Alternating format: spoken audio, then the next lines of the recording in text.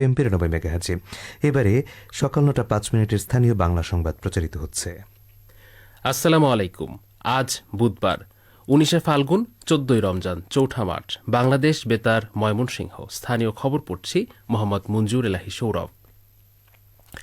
ময়মনসিংহ বিভাগে তৃণমূল পর্যায়ে সাহস, সংগ্রাম ও সাফল্যের অনন্য দৃষ্টান্ত স্থাপনকারী ৫ জন নারীকে প্রদান করা হয়েছে অদম্য নারী পুরস্কার ২০২৫। নারী জাগরণ ও ক্ষমতায়নের স্বীকৃতি হিসেবে মহিলা ও শিশু বিষয়ক মন্ত্রণালয়ের উদ্যোগে গতকাল নগরীর ঐতিহাসিক ভাষা শহীদ আব্দুল জব্বার মিলনায়তনে এই সম্মাননা প্রদান করা হয়। অতিরিক্ত বিভাগীয় কমিশনার সার্বিক কাজী জিয়াউল বাসেতের সভাপতিত্বে অনুষ্ঠানে প্রধান অতিথি হিসেবে উপস্থিত ছিলেন বিভাগীয় কমিশনার ফারাহ শাম্মী। এ সময় বিভাগীয় কমিশনার বলেন, অদম্য নারীরা প্রতিকূলতার কাছে নতস্বীকার করে না। সংগ্রাম, দায়িত্ব ও স্বপ্নকে সমানভাবে ধারণ করে তারা সমাজে অনুকরণীয় দৃষ্টান্ত স্থাপন করেছেন বলে তিনি উল্লেখ করেন। এবছর সম্মাননা প্রাপ্তরা হলেন অর্থনৈতিক ক্ষেত্রে সফল নুরুন্নাহার আক্তার, শিক্ষা ও চাকরিতে সাফল্য অর্জনকারী ডাক্তার উম্মে রাকিবা জাহান মিতু, সফল জননী হিসেবে হাসনা হেনা বারী, সমাজ উন্নয়নে বিশেষ অবদান রাখায় তাহমিদা ইসলাম এবং নির্যাতনের বিভীষিকা পেরিয়ে নতুনভাবে ঘুরে দাঁড়ানো নাসরিন বেগম। এ সময় বক্তাগণ বলেন, সমাজের নানা প্রতিকূলতা অতিক্রম করে যারা নিজ নিজ ক্ষেত্রে সাফল্যের স্বাক্ষর রেখেছেন তারা শুধু নিজেদের জীবনই বদলাননি, বরং অন্য নারীদের জন্যও অনুপ্রেরণার আলোকবর্তিকা হয়ে উঠেছেন। শেরপুর জেলা সদর হাসপাতালের চিকিৎসার মান ও সার্বিক অবস্থা পরিদর্শন এবং হাসপাতাল কর্তৃপক্ষের সাথে মতবিনিময় সভা করেছেন শেরপুর ১ সদর আসনের নবনির্বাচিত সংসদ সদস্য রাশেদুল ইসলাম রাশেদ। গতকাল পরিদর্শনকালে সংসদ সদস্য হাসপাতালের পুরুষ ও মহিলা ওয়ার্ড সহ বিভিন্ন বিভাগ ঘুরে দেখেন এবং ভর্তি রোগীদের সাথে কথা বলে চিকিৎসার খোঁজখবর নেন। পরে দায়িত্বরত চিকিৎসক ও কর্মকর্তাদের সাথে হাসপাতালের কনফারেন্স রুমে মতবিনিময় সভা করেন সংসদ সদস্য। এ সময় সাধারণ মানুষকে হয়রানিমুক্ত স্বাস্থ্যসেবা দেওয়ার নির্দেশনা দেন তিনি। একই সাথে স্বাস্থ্যসেবায় গুণগত পরিবর্তন আনা এবং হাসপাতালের পরিবেশ সুরক্ষায় দ্রুত ও কার্যকর পদক্ষেপ গ্রহণের আহ্বান জানান। সভায় জেলা সদর হাসপাতালের তত্ত্বাবধায়ক ডাক্তার মোহাম্মদ সেলিম মিয়া ও জেলা জামায়াতের সাবেক সাধারণ সম্পাদক মাওলানা জাকারিয়া আব্দুল বাতেন সহ হাসপাতালের অন্যান্য চিকিৎসক ও কর্মকর্তাগণ উপস্থিত ছিলেন।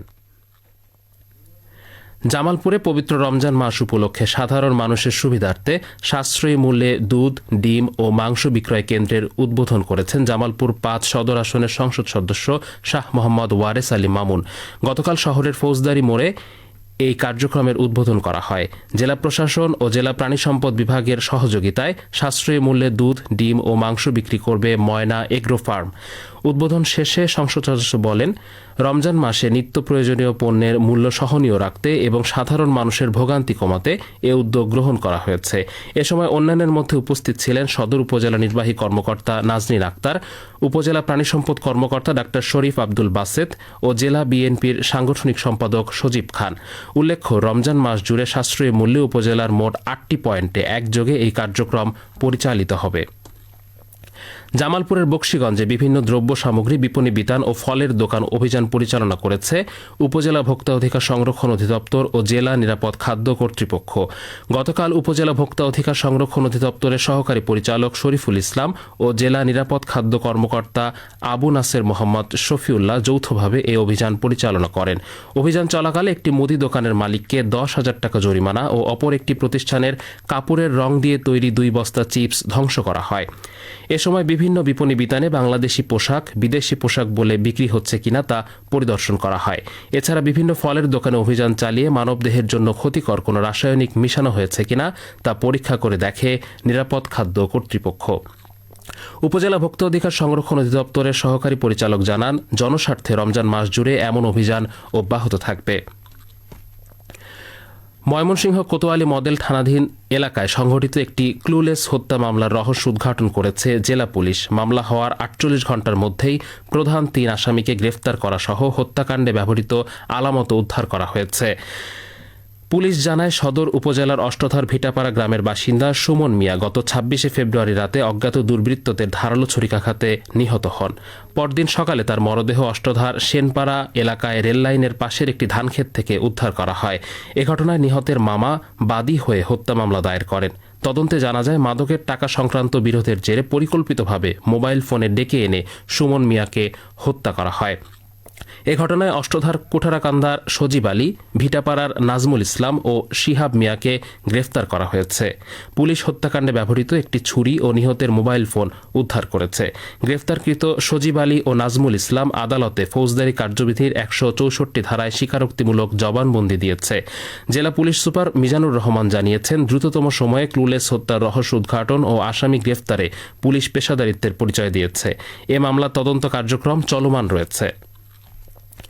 বাংলাদেশ জামায়াতে ইসলামী নেত্রকোনা জেলা শাখার উদ্যোগে সাংবাদিকগণের সম্মানে ইফতার মাহফিল অনুষ্ঠিত হয়েছে। গতকাল নেত্রকোনা শহরের কুরপারস্থ দলীয় কার্যালয়ে আয়োজিত ইফতার মাহফিলে অন্যান্যের মধ্যে উপস্থিত ছিলেন বাংলাদেশ জেলা জামায়াতে ইসলামের আমির অধ্যাপক মাওলানা সাদিক আহমেদ হারিস ও সেক্রেটারি অধ্যাপক মাওলানা বদরুল আমিন, জেলা মিডিয়া সেলের দায়িত্ব পালনকারী মোহাম্মদ জহিরুল ইসলাম সহ জেলার কর্মরত প্রিন্ট ও ইলেকট্রনিক মিডিয়ার সাংবাদিকবৃন্দ।